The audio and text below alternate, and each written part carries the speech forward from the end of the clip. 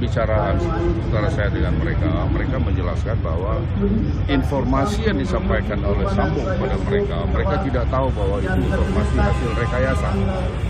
Sehingga mereka mengasumsikan atau beranggapan bahwa informasi yang disampaikan oleh Sambo itu adalah peristiwa yang sesungguhnya. Sehingga mereka sendiri merasa dibohongi. Dan akhirnya terungkap Sambo sendiri dalam satu pernyataannya tertulis ya, yang dia mengatakan saya yang bertanggung jawab, saya minta maaf dengan adik-adik semua pihak yang menjadi korban. Nah, itu salah satu dasar saya. Jadi saya mau meluruskan bahwa mereka ini bukan, karena itu harus ada unsur dari obstruction of justice itu dengan sengaja, ya, atau dengan maksud untuk menghilangkan, mengaburkan dan sebagainya. Nah, saya lihat situ dia nggak ada maksud untuk itu. Gitu.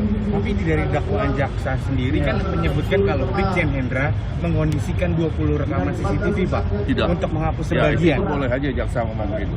Kita lihat, kita uji faktanya. Oke, kalau analisa, Ya, saya ngobrol dengan mereka itu cukup beberapa jam lah saya ngomong.